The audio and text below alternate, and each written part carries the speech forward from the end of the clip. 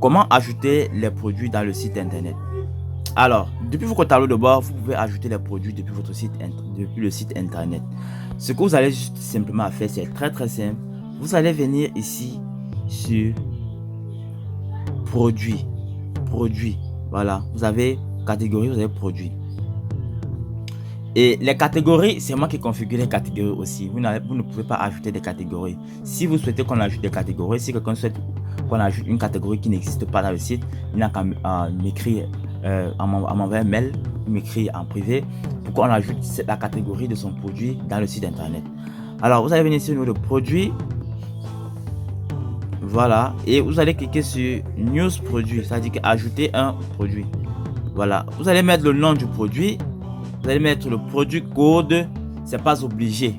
Voilà. Si vous ne mettez pas de code du produit, un code de produit va vous être généré automatiquement. Voilà. Vous avez le prix du produit. Ici, on va peut-être mettre, on va appeler ça abonnement. Abonnement Prime Video.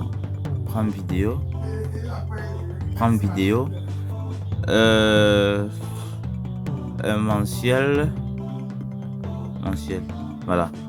Prix, nous allons mettre 3000 francs CFA. Nous allons mettre ici, c'est un produit physique. Et nous allons choisir la catégorie.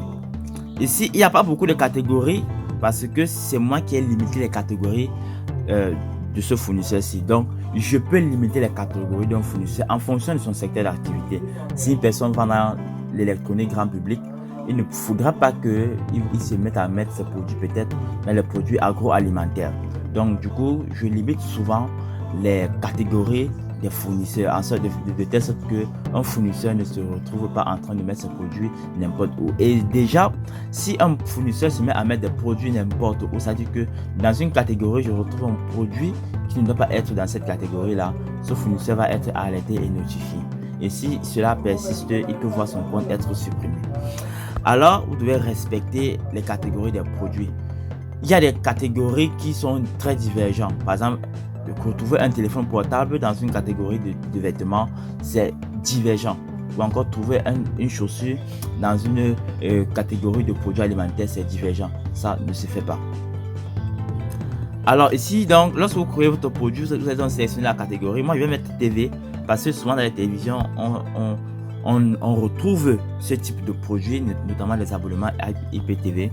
Donc, ce que je dis bien, c'est que votre produit, vous devez le mettre dans ce qu'on appelle un champ lexical. Ça veut dire que quoi? Si vous vendez du téléphone, des téléphones ou encore des pochettes de téléphone, vous allez juste mettre, vous allez chercher donc tous les appareils ou tous les produits que l'on retrouve souvent, si la catégorie n'est pas claire, bien sûr. Par exemple,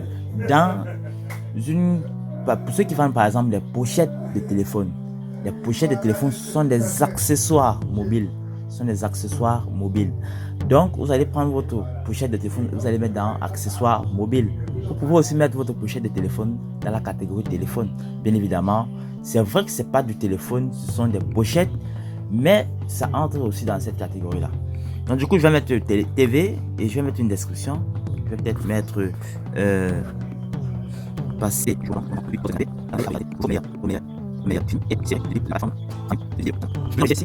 Par exemple, mettre ça en gras en cliquant peut-être là.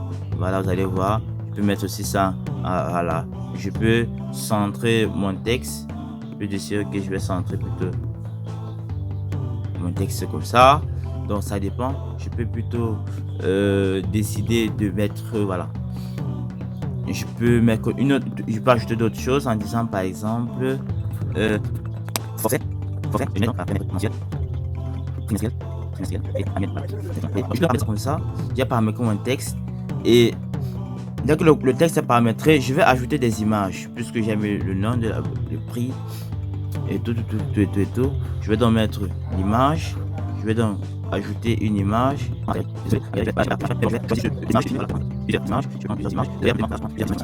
je peux ajouter plusieurs images comme ça. Dès que c'est fait, je viens sur inventaire. Ici, c'est le stock. Est-ce que vous avez un stock? Est-ce que vous avez 10 produits, 20 produits? Si vous avez un stock, vous cochez et vous mettez le stock. Voilà. Si le stock est terminé, c'est terminé. Donc, moi, je ne mets pas le stock. extra détail. Ici, brand, c'est la marque du produit. C'est la marque du produit. Si vous vendez des téléphones, ça veut dire qu'il y a une marque, peut-être Samsung. Si vous vendez, des télévisions, par exemple, vous avez la marque LG. Donc ici, moi, je n'ai pas de marque, mais je vais quand même mettre Prime Video. Mettre Prime Video, voilà. Mettre Prime Video, voilà. C'est vrai que Prime Video, c'est pas une marque, mais je vais le mettre parce que ça représente aussi une marque dans ce que je suis en train de vendre. Alors, dès que cela est fait, je vais donc venir sur créer. Et vous allez donc patienter que le site, la plateforme télécharge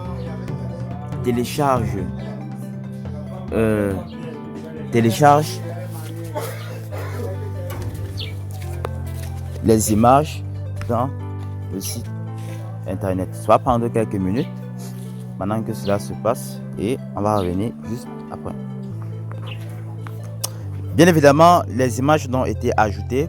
Voici donc le produit qui a été ajouté, MJ abonnement Prime Video. Voilà, vous avez le code du produit qui ne sera pas affiché dans le site. Vous avez le prix, la date que j'ai créée et le statut, et il est activé dans le site internet. Maintenant, lorsque je veux voir l'article sur le site internet, je clique juste ici, juste là et je tombe directement sur la page de l'article en question.